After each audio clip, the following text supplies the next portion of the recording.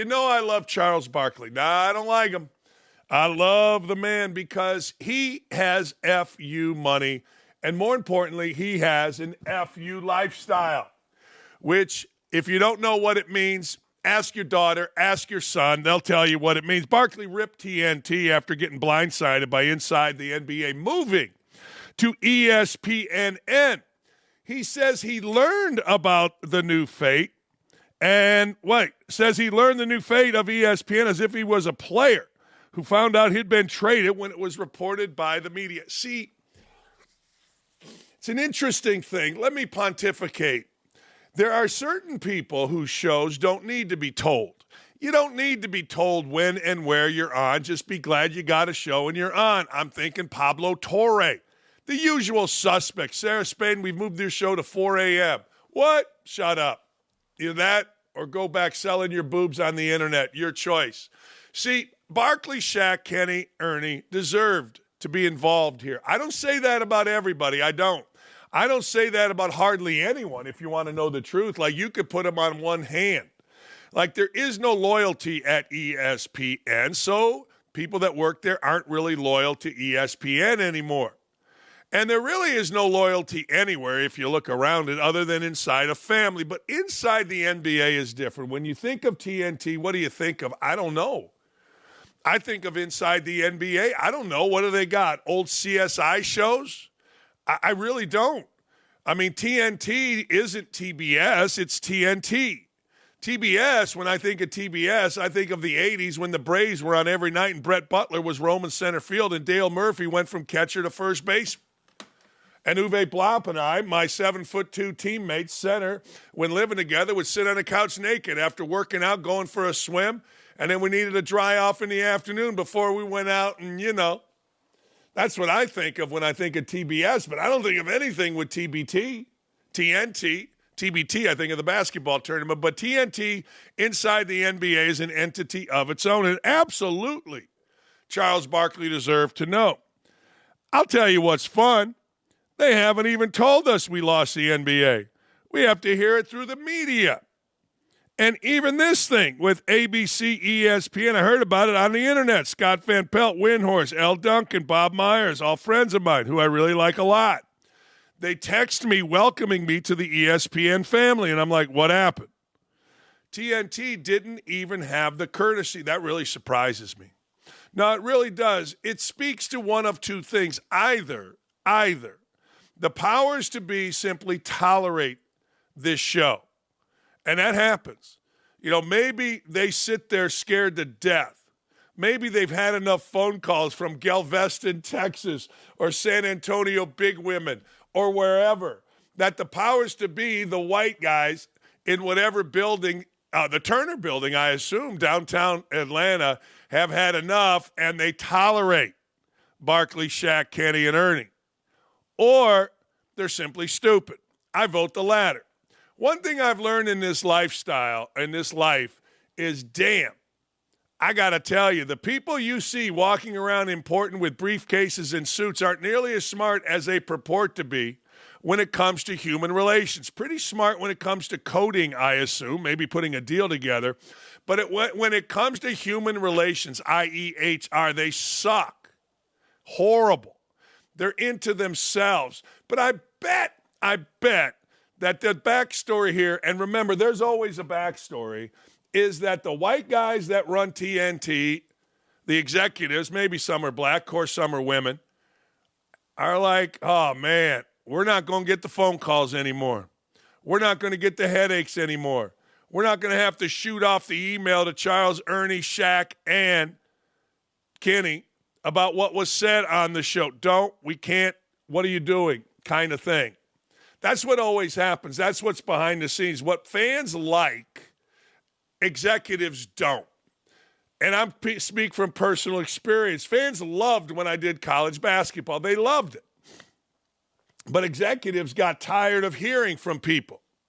They got tired of hearing what I said on my radio show. They got tired of hearing me say something directly about a player or a team that nobody else would say. And the game goes on. I mean, let's be honest. inside the NBA goes to ESPN, stays at TNT. Guess what? The games are going on. But here's the difference. In college, it really doesn't matter who the broadcaster is. The games are going to go on. If you think about the studio shows at ESPN or Fox, they're awful.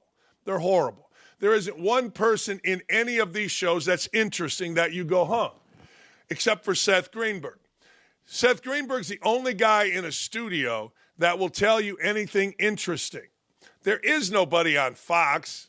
There is nobody on ESPN except Seth that's going to tell you a damn thing in college basketball. There is nobody on ESPN NBA that's going to tell you a damn thing about basketball except for Ernie, Charles, Kenny, and Shaq. But the games are the thing. But not with Ernie, Charles, Kenny, and Shaq. Their show's the thing with a game around it. They got screwed. I was worried. I was never worried about me, Ernie, Kenny, and Shaq because obviously we're going to have our opportunities. But it was frustrating. It's been frustrating. I've never had a normal life. I don't mean that in a negative way, but like when you talk to people who you are friends with, they're like, yo, man, I'm married, I got kids, I got a mortgage, I'm not going to have a job in 6 or 7 months. That's like a real thing. I've been there. That's like a real thing. I've been in the NBA my whole life, so I've never been around people who have to worry about their job security. Well, yes and no. And Charles was very clear on our show about this. He worried about the cameramen on the show, the producers, the makeup people. Because let's face it, you tell me, name me another show on TNT that's live. You don't have to do makeup for CSI New York. You got to put in the tape. You don't have to do makeup for whatever other shows are on that network. In fact, I'm going to give you shows on TNT. Name me 2.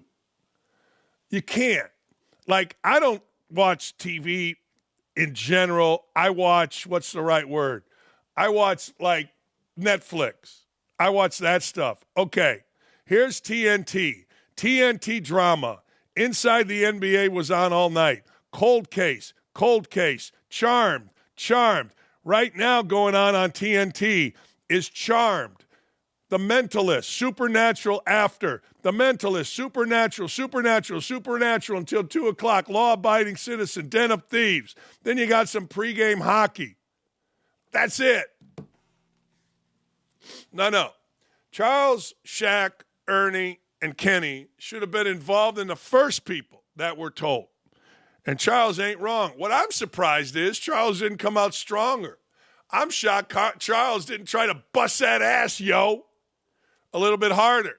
I mean, what the hell? They're doing the show, and it's leased to ESPN next year, and you're Charles Barkley. And he's right. Charles and Shaq and Ernie, well, maybe not Ernie because he's kind of married to TNT, but Kenny, Charles, Shaq, they would have all kind of opportunities. I'm personally glad it's on ESPN. I'm personally glad that they're still around. But I don't blame them for being pissed. I blame players. Screw you, players. I don't like players. What can I tell you? But when you've done for this network what Charles, Kenny, Ernie, and Shaq have done, you're owed at least to be in the know. They weren't. They're pissed. Don't blame them. In Indy, we had a kerfuffle, whatever a kerfuffle means. Back in the day, Pat McAfee, well, he went at the Colts. He went at the Colts because they benched AR-15 or 5, whatever the hell he is, Anthony Richardson. And they should have benched Anthony Richardson because Anthony Richardson, as only I pointed out, was a child. He is a child. He has fallen forward. I want you to think about this. Anthony Richardson got hurt in high school, didn't really play full seasons. He fell forward. Full scholarship, starting job, University of Florida, a mecca, a powerhouse. Didn't really play a full season there. Wasn't very good. He fell forward. 4th pick in the draft, Indianapolis Colts. Anthony Richardson wasn't very good in the preseason that he played. Wasn't great in practice. He fell forward. Starting job with the Colts. All the while being a child. All the while not necessarily showing up late, but late by quarterback standards to the building. Not studying like he should. Being the joyful idiot instead of a serious quarterback. Now, you, you can combine both. Somehow, some way, the Colts tolerated this. And listen to this. To prove to you what a joyful idiot he was, the Colts tolerated it to the point where they were 4-4. And finally, they had enough. Our roster's too good. What are we doing? We're floundering. Joe Flacco gives us a better chance to win. But this came after the famous tap out. Anthony Richardson, as a child, got tired in the game. He got tired. So he wanted to come out, which is cool for a wide receiver, not cool for a quarterback. A lot of people talked about it. A lot of people in the locker room mad about it. The head man, HMFIC, you can look it up. Jimmy Irsay said, this is not who we're going to be. So they benched a child for 2 games of Joe Flacco, who played awful. By all accounts, Richardson unchilded himself. All right. Let me tell you what McAfee did. Why is McAfee and the middle linebacker, Zaire Franklin, involved in this? I'll tell you why. McAfee said good because he knew. He knew like I knew. He was a child, should bench him, blah, blah, blah, blah, blah. Couple of weeks after Flacco, McAfee on his show said, yo, I apologize. You can't play Flacco. You got to play this guy, Richardson. Well, Ziggy Smalls, the captain of the Colts, who is currently leading the Colts during the worst period since pre-Peyton Manning, has a big mouth. He has a podcast, you see. Ziggy Smalls with a podcast. He and another nondescript linebacker named E.J. Speed, and they went on their podcast and they ripped Pat McAfee. They ripped Pat McAfee, doing it the passive-aggressive little bitch way. They did it, well, you go on national TV, and all the stupid stuff that stupid athletes say. See, you got to understand something about middle linebackers in the NFL. They're 2 years away from owning a gym. They're 2 years away from being the assistant strength coach at a high school. That's it. Their voice means nothing, at least to me.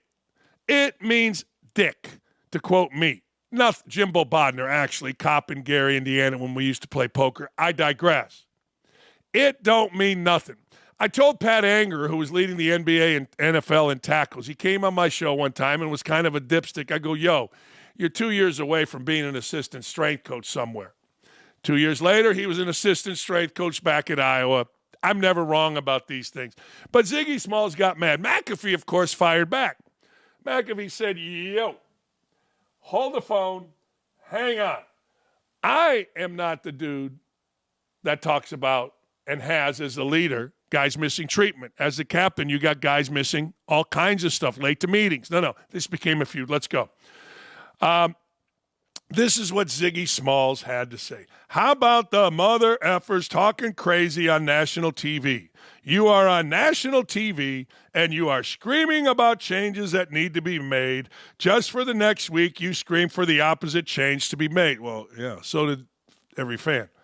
Do you understand that's written in pen? Do you understand if we did what you said the first time, you can't just undo it and go do the opposite thing the next time? Do you understand if you fire a bunch of people, you can't just hire them, then put this person? You can't do that. Y'all on national TV. What you say. Oh, and this is where we get educated by some dumbass middle linebacker on the Colts. No, this is where we do. We get educated by a dumbass middle linebacker named Ziggy Smalls. Now, here's where we get educated. Use your platform responsibly. Thank you, dumbass middle linebacker, 2 years away from being the assistant strength coach somewhere. Thank you for the education. Really? No, really. Come on, gang, and pick a side. Whose team is y'all on? Well, okay. All right. McAfee came back and said, you mad at me? You guys suck.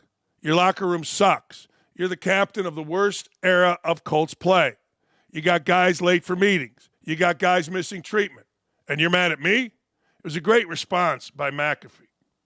They're not on the side of the fans because they're manipulated and gaslighting them. Y'all say a bunch and picking up off a narrative that's building instead of being the actual adult in the room and telling them the real guidance, bro. You want me to read that again so you can understand English? Ziggy Smalls has spoken. Well, when McAfee fires back, every single fan in the Colts world didn't like McAfee. They did. Mad at McAfee. McAfee fired back saying, screw you, hope you lose by 20.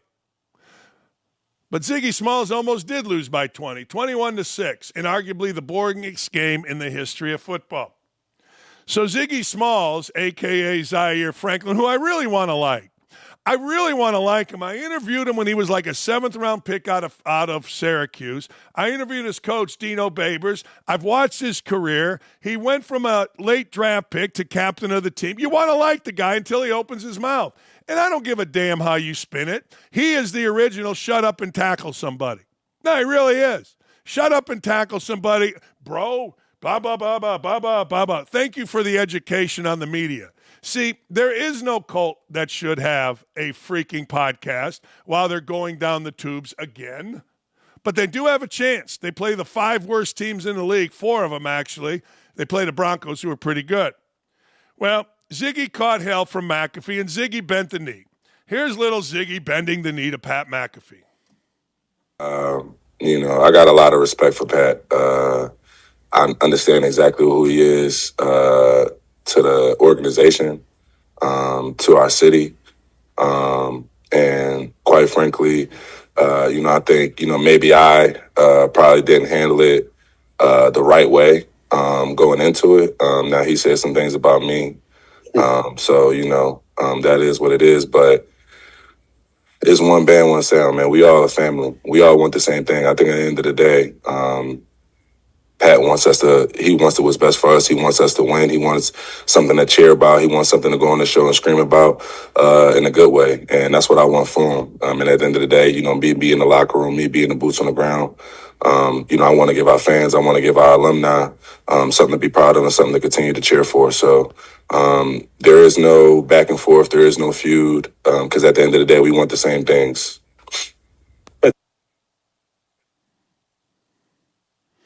So damn soft. So damn soft. I mean to tell you. So that's the Colts, though. Colts have a general manager named Chris Ballard. And Chris Ballard didn't want wins, but he wanted wins the right way. He wants the Colts to be about relationships. The coach bending his knee. Him crying about white people. Him crying about AR whatevers. That's our Colts. Ziggy Smalls sitting in there crying. I'm crying. I'm sad. He bend the knee. It's so damn soft. Now, I love McAfee. I do, and I'll defend McAfee. I will. In fact, I wore a McAfee jersey on Sunday's game because in solidarity with McAfee against all the fans that were mad at McAfee. McAfee told you what I've been telling you about the Colts, an unorganized, soft mess. Guys should never miss treatment. Never. Guys should never be late to meetings. Never. But that's typical Colts. It is. It's typical Colts. When things get tough, they get soft. What are you going to do? I've spent too much time. Hey, do me a favor, Nick and Nick. Clip that for me. I'm going to put that out. Screw Ziggy Smalls. 1 year maybe away from being a strength coach at a high school. Stephen A. Smith and Bill Maher, they disputed the notion that Trump is a terrible racist. Oh, thank God. No, seriously, thank God. Wildly claiming Trump ran for president to get back at those mother effing NFL owners. This has been out there a minute, and I'm going to tell you, I'm starting to get tired of a couple people. I am. I'm starting to get tired of the Kelceys. I don't want to get tired of the Kelceys, but the idiot Kelce who goes around, I'm tired of him. Travis I kind of like, but now the mom's got a podcast, the wife's got a podcast. Yeah, I don't know. Good for them. Anyway, and I'm also tired of Stephen A. Smith. I get it. He's trying to do stuff. I get it. I do. It's fine. And he's a name, and every white guy that has a show wants to get Stephen A. Smith on because it shows how down they are. Not me. I have no interest in talking to Stephen A. Smith. I talked to him one time. I had him one time on a show, and I basically said, okay, hey, thanks for joining. Then he got mad, called back, said, why didn't we talk about the Pacers? My producer asked me, he wants to know. I said, because he wouldn't shut up. We couldn't get to it. I think he got mad. Good. Here's Stephen A. Smith talking about Donald Trump. All right, so here's the thing. Right. So there are all these, white boys are talking to me about Trump, and he's a terrible racist. And it's like, well, how could the black people vote for him more than each time? And they didn't vote for him a lot more, but men did. Right, men did. Okay, and I said, you know what? I don't want to speak for all black people, and this is where I need to tell you. Sure. You tell me if I was wrong or right. Okay. I said, you know what I think black people think about Trump? Like, is he a racist? Yeah, but they think every white person is kind of a racist. And do they think that white people behind closed doors talk like Trump? Yeah, he's just a crazy person. That last part right there. It's not that. It's not. He just says it out loud as black people. I don't want to speak for all black people, whatever. No, obviously because they're not all alike. That's right, all. Exactly. But I will say this to you, as being a black man, you don't look at white people and automatically think they're racist. You automatically know they're different than you, that they think different than you, that they come from a different cultural background and experience things differently than they do. Right. So that second part is very, very important, because when you talk about how Trump talks, right, we're going like this. So that's the first time he talked like that, when he became president. Is he really in his heart hateful? No, I think I've never. I don't think his motivation is I don't like black people. I think his motivation is everybody must love me. Thank you. And that's why, that's right there. What you just said, everybody must love me. It's his narcissism. It's not his racism. I have never called him a racist. I have never spoken about him that way. Ever. Not one time. Not one time. Don't care. Yeah, I wish I cared. I just don't care. I like Bill Maher, though. Yeah, I don't. Okay, you've never called him can you imagine white dudes saying, hey, man, whatever? Never mind. I mean, I've never felt the need to prove myself racist or not racist to anybody. I hear all the time people say, as soon as I look at a white guy, I assume he's racist. Good for you, man. I don't care. He called me in 2014. This is a true story. He says, Stephen A., he had a secretary. Miss Trump was on the line, etc. Trump gets on the line. He says, Stephen A., I'm trying to buy the Bills. Price tag, $1.4 billion. I had about 1.1. I was being told he wasn't going to get the team. He said, Stephen A., if these mother effers get in my way, talking about the NFL owners, these mother effers get in my way, I'm going to get them all back. I'm going to run for president. That's what he said. That's great. Friend of the program and UConn head coach Danny Hurley is my hero. I don't care. I love Danny Hurley. Danny Hurley went ballistic, absolutely bat blank crazy on the refs versus Memphis and versus Colorado after a controversy over the back call, which I got to tell you, I watched that call. That call is going to be called 101 out of 100 times. It is. It's just what's going to happen.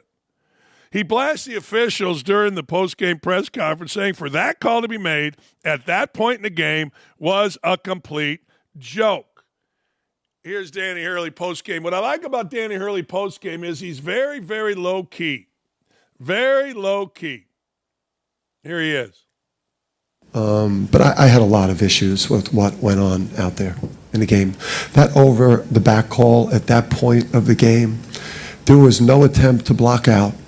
There was a player on Memphis that made a half-ass effort to rebound that basketball, and Liam McNeely high-pointed that rebound. For that call to be made at that point of the game was a complete joke, all right? And then for me, I don't know what happened.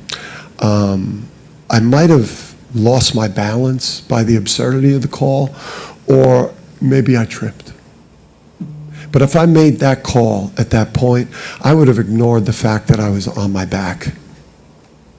If I made that call, I would have ignored that. That was a major, obviously a major. How you could call that while that game was going on, the way that game was going on, is just beyond me. But I know, I've never seen the one ref before. I didn't even know he was a college ref, and then, I'm familiar with the other two, so I'm not surprised.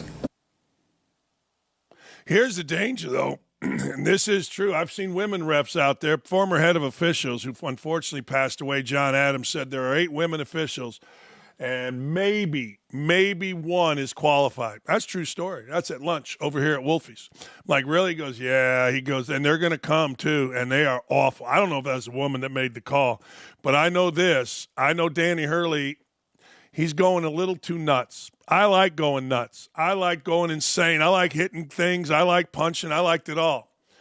But he's going a little too far, and his get-back coach has to get better. See, his get-back coach, African-American assistant coach, is too in front. We had a little setup at Indiana. I would go at the officials, and when Knight was going insane, I would go at the official, walk over, hey, he's all right, just, be fine. Let's walk over here. And then somebody, maybe it was Steve Downing, who was a big assistant athletic director, played for us at Indiana, 6'9", 250, played in the NBA a little bit, would kind of stand next to Coach Knight. He'd kind of come out of the stands. Well, ladies and gentlemen, it worked. Once you get the get-back coach, and if you watch a highlight of Danny Hurley, which I wish we could show, you'll see this assistant, too much. It's too much. You can't have it. Too much.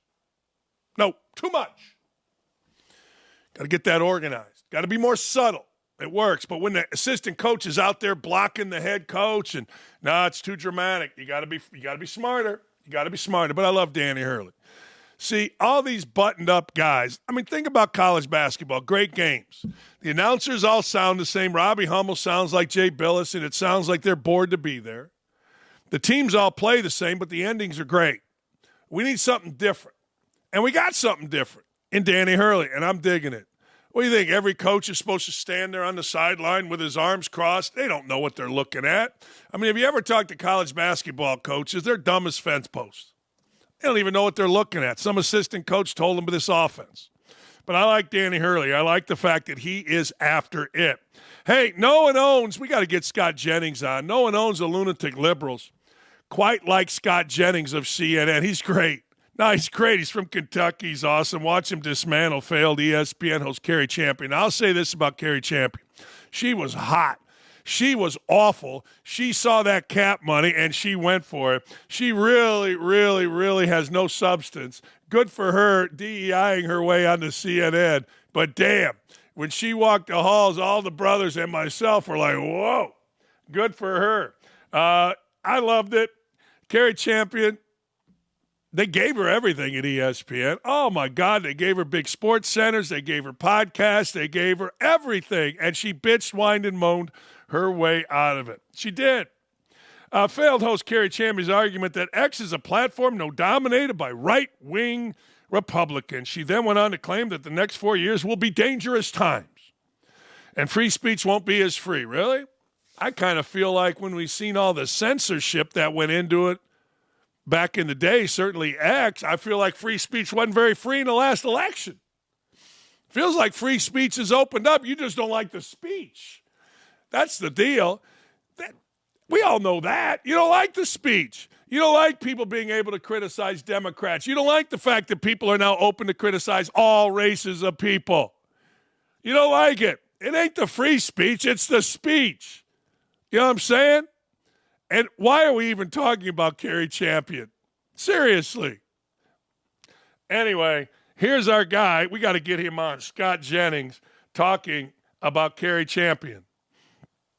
I heard what you're saying about X. I saw a survey this week. It's now the most ideologically balanced user platform. Scott, of any platform. stop. It's too early. I just sat down. I've only been here for 2 minutes. You cannot continue to say that. You cannot say that. So, That's not the case. So Who's the source of that? What I find, we reported it on this network. Look at this. The party ID among those who regularly use X/Twitter for news. Back in 2022, 65% of those who regularly use Twitter/X for news were Democrats. Just 31% were Republicans. Look at where we are today. Just a completely different picture. Now it's basically split between Democrats at 48%, Republicans at 47%. And what I should note, Mr. Berman, is this new overall makeup matches the overall electorate far better.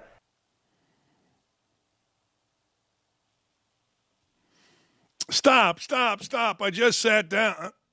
There it is. It's right there for you.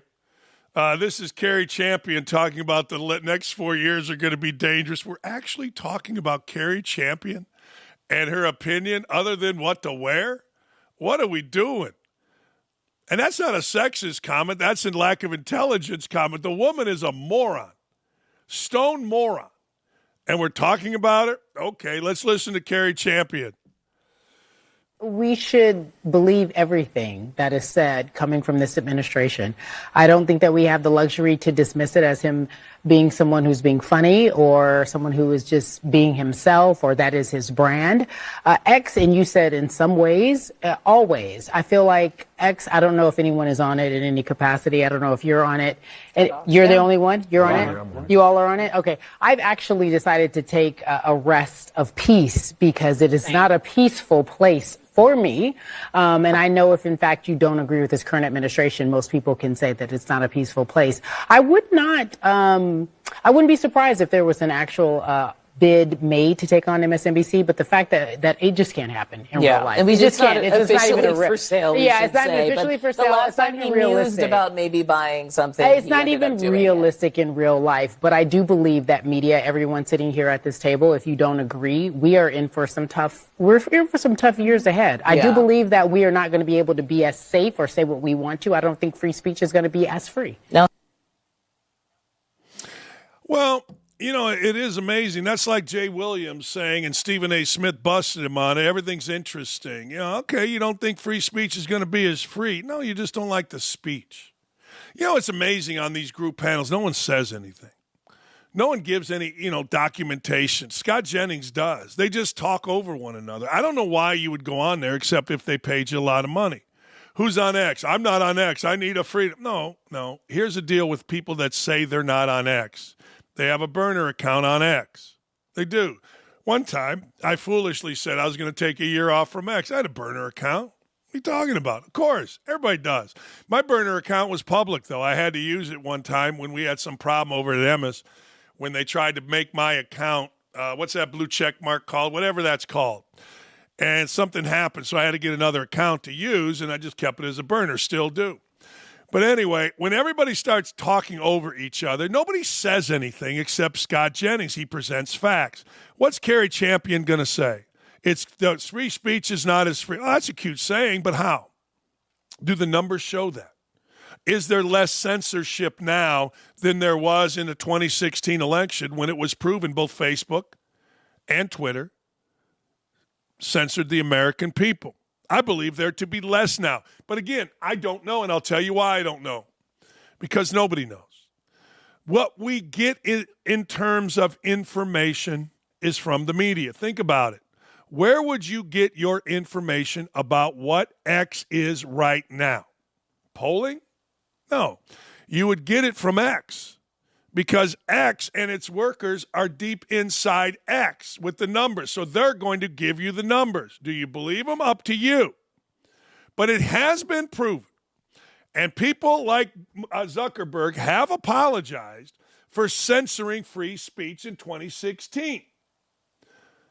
Now, I would argue Zuckerberg, the head of Meta, i.e. Facebook, probably apologized to get out ahead of it, without fear of retribution, i.e. jail time or a sentencing or a felony conviction. That would be my guess. Why else do it? Not out of the goodness of his heart. He did it. It was a story. It went away. Everybody that I have paid attention to coming out from the old regime, the pre-Elon Musk version of X, has said absolutely. We censored the American people on then Twitter. You got to believe them when they say it. I tend to go, what side of the aisle are they on, that kind of thing at first. But the facts of the matter are these. The facts are we were censored in 2016. What Carrie Champion and the other clowns not named Scott Jennings are doing on that panel is they are doing what the Harris campaign did. They are projecting onto us what they are doing or what they don't like. It's obvious when you listen to former employees or you listen to Mark Zuckerberg, social media was censoring the people, period. But now, after that's been cleaned up, at least according to the people involved, including Zuckerberg, some lady on ESPN, or excuse me, CNN, saying it's going to be less, it don't make no sense. Because here's what these folks do on television. You show up, somebody hands you a piece of paper, you get your makeup, you go on the set, hey, how's everybody doing? Let's have a great show. And then you just start, you don't believe. A person like Kerry Champion doesn't know. You don't know. None of those people know. Only person, and you can watch this, only people that know are the ones that back up their saying, what they're saying with facts, period. If they just say, like Jay Will would say on First Take, well, that's interesting. He's really saying it's racist, but he's afraid to say it. Don't pay any attention. I went too long on this.